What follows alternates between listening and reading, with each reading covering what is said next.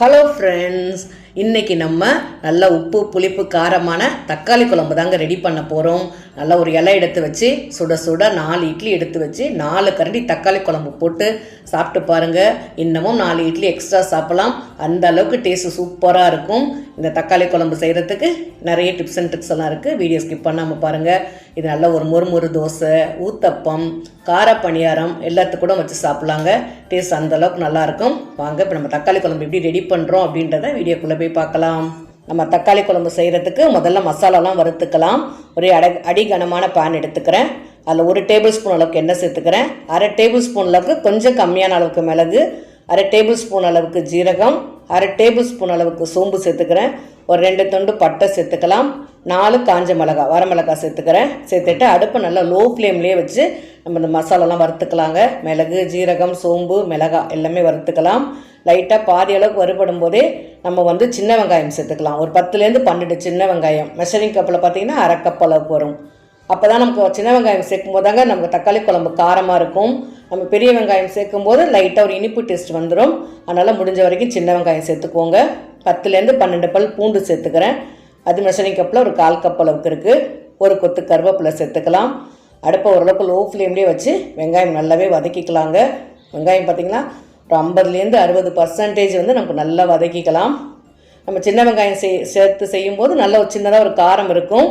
தக்காளி பார்த்திங்கன்னா நல்ல பழுத்த தக்காளி ஒரு 400 கிராம் அளவுக்கு தக்காளி எடுத்துக்கிறேன். ஒரு தக்காளி மட்டும் எடுத்து வச்சுட்டு மீதி எல்லா தக்காளியுமே கட் பண்ணிக்கலாம். ரஃப்பாக கட் பண்ணி போட்டுக்கோங்க. நல்ல பழுத்த தக்காளியாக இருக்கணுங்க. பெங்களூர் தக்காளிலாம் சேர்த்தோன்னா தக்காளி குழம்பு இனிப்பு டேஸ்ட் வந்துடும். இந்த மாதிரி நாட்டு தக்காளியாக இருந்துச்சுன்னா உங்களுக்கு நல்ல உப்பு புளிப்பு காரமாக நல்லா இருக்குங்க. வெங்காயம் பார்த்திங்கன்னா இந்த பக்குவத்துக்கு நல்லா வதங்கி ரெடி ஆகிடுச்சு. இப்போ நம்ம தக்காளி பார்த்திங்கன்னா மெஷரிங் கப்பில் அளந்துக்கலாம். முதல்ல 1 கப் அளவு சேர்த்துட்டேன். இது 2வது கப் அளவு தக்காளி. அடுத்து 3வது கப் அளவு தக்காளி சேர்த்துக்கலாம். இது ஒரு 400 கிராம் அளவுக்கு தக்காளி பழம் எடுத்துருக்குறேங்க. தக்காளி சேர்த்துட்டு நல்லா வதக்கிக்கலாம். ஒரு 1/4 டீஸ்பூன் அளவுக்கு மட்டும் கல் உப்பு சேர்த்துக்கிறேன். அப்போ தான் தக்காளி நல்லா வதங்கி வரும். அடுப்பு ஓரளவுக்கு ஹை ஃப்ளேம் வச்சுட்டு தக்காளி நல்லாவே வதக்கிக்கலாங்க. நம்ம எந்த அளவுக்கு தக்காளி வெங்காயம் நல்லா வதக்குறோமோ அந்த அளவுக்கு தக்காளி குழம்பு பார்த்திங்கன்னா டேஸ்ட் ரொம்ப நல்லாயிருக்கும். தக்காளியோட பச்சை வாசனை இல்லாமல் இருக்குங்க. நல்லா அடுப்பை ஹை ஃப்ளேமில் வச்சுட்டு நல்லா கைவிடாமல் வதக்கிக்கோங்க. இது நல்லா இருக்குது ஃப்ரெண்ட்ஸ். சீக்கிரமாக ஃபாஸ்ட்டாக செஞ்சு முடிச்சிடலாம். டக்குன்னு செய்யக்கூடிய ஒரு சைடிஷ் ரெசிபி தான். டேஸ்ட் ரொம்பவே நல்லாயிருக்கும். அடுத்து பார்த்திங்கன்னா தக்காளி நல்லாவே வதங்கிடுச்சு. வதங்கினதுக்கப்புறம் பார்த்திங்கன்னா ஒரு 2 டேபிள் ஸ்பூன் அளவுக்கு ஃப்ரெஷ்ஷாக திருவின தேங்காய் சேர்த்துக்கிறேன். ஒரு 1/2 டேபிள் ஸ்பூன் அளவுக்கு கசகசா சேர்த்துக்கிறேன். நல்லா கசகசாலாம் சேர்த்து அரைச்சி செய்யும்போது டேஸ்ட் இன்னமும் நல்லாயிருக்கும். க்ரீமியாக இருக்குங்க. நல்லா ஒரு 3/4 டேபிள் ஸ்பூன் அளவுக்கு தனி மிளகாத்தூள், 1 டேபிள் ஸ்பூன் அளவுக்கு மல்லித்தூள் சேர்த்துக்கிறேன். மிளகாத்தூள் மல்லித்தூள் சேர்த்துட்டு அடுப்பை நல்லா லோ ஃப்ளேம்லேயே வச்சுட்டு ஒரு 2 நிமிஷம் நல்லா வதக்கிக்கலாங்க. பொடியோட பச்சை வாசனையும் போகணும். தக்காளி வெங்காயம்லாம் அந்த மாதிரி நல்லா வதங்கி வந்துருச்சு. ரெடி ஆகிடுச்சு பாருங்கள். அவ்வளோதான் ஃப்ரெண்ட்ஸ். நம்ம அப்படியே அடுப்பை ஆஃப் பண்ணிடலாம். நல்லா ஆறட்டும். ஓரளவுக்கு பாதி அளவுக்கு ஆறினதுக்கப்புறம் நான் ஒரு மிக்ஸி ஜாரில் சேர்த்துட்டு நல்லா ஃபைனாக அரைச்சி எடுத்துகிட்டு வந்துடுவோம். நல்லா ஆறினதுக்கப்புறம் அரைச்சிக்கோங்க. இது ஒரு தடவை நல்லா அரைச்சிட்டு அதுக்கப்புறம் தண்ணி சேர்த்து அரைச்சிக்கோங்க.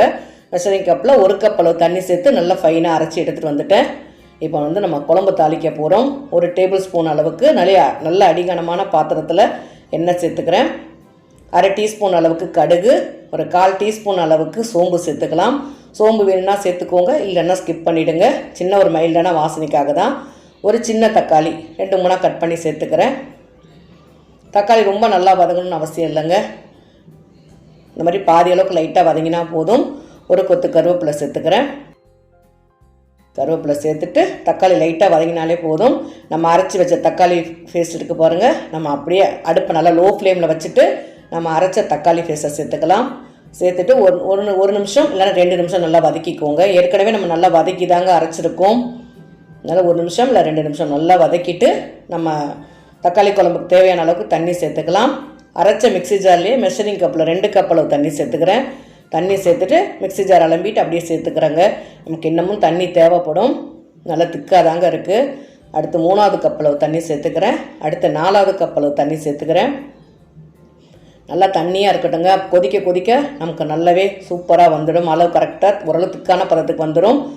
1/2 டேபிள் ஸ்பூன் அளவுக்கு காஷ்மீரி மிளகாய் தூள். இது கலருக்காக தாங்க சேர்க்குறேன், காரம் இருக்காது. உங்களுக்கு தேவைன்னா சேர்த்துக்கோங்க, இல்லைன்னா ஸ்கிப் பண்ணிவிடுங்க. அடுத்து 5வது கப் அளவு தண்ணி, நல்லா திக்காக இருக்கிறதுனால 5 கப் அளவு தண்ணி சேர்த்துக்கிறேன். தண்ணி சேர்த்துட்டு 1 டேபிள் ஸ்பூன் அளவுக்கு கல்லுப்பு சேர்த்துக்கிறேங்க. உப்பு சேர்த்தது வீடியோ ஸ்கிப் ஆகிடுச்சுன்னு நினைக்கிறேன். நல்லா உப்பு சேர்த்துட்டு நல்லா அடுப்பை ஹை ஃப்ளேமில் வச்சுட்டு ஒரு 10 நிமிஷம் நல்லா கொதிக்க விட்டுக்கோங்க. இந்த மாதிரி நல்லா கொதித்து வரணுங்க. கொதித்து வந்துச்சுன்னா தான் நமக்கு குழம்பு டேஸ்ட்டாக சூப்பராக இருக்கும். அவ்வளோதான் ஃப்ரெண்ட்ஸ், நமக்கு தக்காளி குழம்பு சூப்பராக ரெடி ஆகிடுச்சு. நல்லா கமகமன்னு இருக்குது. நம்ம போட்டிருக்கக்கூடிய உப்பு காரம் எல்லாமே ரொம்பவே கரெக்டாக இருக்குது. இப்போ அடுப்பை லோ ஃப்ளேமில் வச்சுட்டு இந்த மாதிரி ஒரு மூடி போட்டு மூடி வச்சிடுறேன். ஒரு 5 நிமிஷம் அப்படியே இருக்கட்டுங்க. நமக்கு நல்லா எண்ணெயெல்லாம் பிரிஞ்சு வந்துடுச்சு. இந்த ஸ்டேஜில் நம்ம அடுப்பை ஆஃப் பண்ணிடலாம். அவ்வளோதான் ஃப்ரெண்ட்ஸ், லைட்டாக நமக்கு எண்ணெய் பிரிஞ்சு வர ஆரம்பிக்குது பாருங்கள். இந்த ஸ்டேஜில் நம்ம லைட்டாக கொத்தமல்லி தூவிட்டு நம்ம அடுப்பை ஆஃப் பண்ணிடலாம். நமக்கு நல்லா சுட சுட தக்காளி குழம்பு சூப்பராக ரெடி ஆகிடுச்சுங்க. வாங்க இப்போ நம்ம தக்காளி குழம்பு எப்படி இருக்குன்னு நம்ம சாப்பிட்டு பார்க்கலாம். இந்த பக்கத்துக்கும் தண்ணியாக இருக்கட்டுங்க, அப்போ தாங்க சாப்பிட்றதுக்கு டேஸ்ட் ரொம்ப நல்லாயிருக்கும். நல்லா சூடாக 2 இட்லி எடுத்து வச்சுட்டேன். நல்லா 2லேருந்து 3 கரண்டி அளவுக்கு தக்காளி குழம்பு சேர்த்துக்கோங்க. இந்த தக்காளி குழம்பு பார்த்திங்கன்னா ஒரு இட்லி 1 நிமிஷத்துலேயே சாப்பிட்டு முடிச்சுருவாங்க. அந்தளவுக்கு நல்லாயிருக்கும். நம்ம சாப்பிட சாப்பிட நாக்கு இழுக்குங்க. இது சாப்பிடும்போது இன்னமும் 2 இட்லி எக்ஸ்ட்ராவே சாப்பிட முடியும். இந்த மாதிரி நல்லா தாராளமாக தக்காளி குழம்பு போட்டு சாப்பிட்டு பாருங்கள் ஃப்ரெண்ட்ஸ். உண்மையாகவே சொல்கிறேன், ரொம்ப ரொம்ப நல்லா இருக்குது. நீங்களும் ட்ரை பண்ணி பாருங்கள். என்னோடய ரெசிபீஸ்லாம் உங்களுக்கு ரொம்பவே பிடிச்சிருந்தா மறக்காமல் ஒரு லைக் மட்டும் கொடுங்க. என்னோடய விகாஸ் சமையலை சப்ஸ்கிரைப் பண்ணிட்டு பக்கத்தில் இருக்கக்கூடிய பெல் ஐக்கானை கிளிக் பண்ணிக்கோங்க. நம்ம தக்காளி குழம்பு சாப்பிடும்போது லைட்டாக சின்னதாக ஒரு மைல்டாக ஒரு காரம், உப்பு, புளிப்பு ரொம்பவே சூப்பராக இருக்குது. தேங்க்யூ.